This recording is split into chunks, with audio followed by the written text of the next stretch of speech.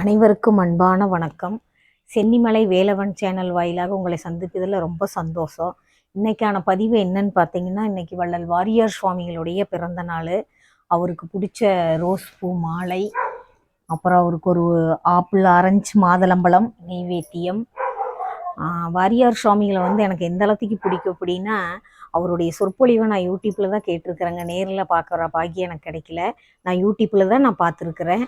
அது நான் ரொம்பவே எனக்கு அந்த யூடியூப்பில் பார்த்து ஒரு ஒரு பக்தியே ஆயிடுச்சு. முருகன் மேலே அவர் எவ்வளோ தூரம் பக்தி வச்சிருக்கிறாருங்கிறத பார்த்து அவர் மேலே எனக்கு ஒரு பக்தி ஆகி, நான் காங்கைநல்லூர் வாரியார் சுவாமியுடைய கோயிலுக்கே போய் அவரை சாமி கும்பிட்டு நான் வந்திருக்கிறேன். அந்த அளவுக்கு எனக்கு வாரியார் சுவாமியை ரொம்ப பிடிக்கும்.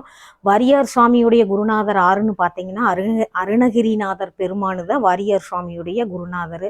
முருகரை எந்த அளவுக்கு வாரியார் சுவாமி அருணகிரி சாமி கும்பிடுறாங்களோ அந்த அளவுக்கு என்னால் கும்பிட முடியலைனாலும் என்னால் முடிஞ்ச அளவுக்கு முருகப்பெருமானை கும்பிடுறேன். வாரியார் சுவாமி அவங்களையும் நான் கும்பிடுவேன். அருணகிரிநாத பெருமானையும் நான் கும்பிடுவேன். அவங்க நினைவு நாள், பிறந்த நாள் எல்லாமே நான் கும்பிடுவேன். இந்த அழகான இந்த திருநாளில் வாரியார் சுவாமியினுடைய திருவருளும், முருகப்பெருமானுடைய திருவருளும், அருணகிரிநாத பெருமானுடைய திருவருளும் எல்லோருக்கும் கிடைக்கும்னு நான் மனசார வேண்டிக்கிறேங்க. மீண்டும் அடுத்த பதிவில் சந்திக்கும் வரை நன்றி, வணக்கம்.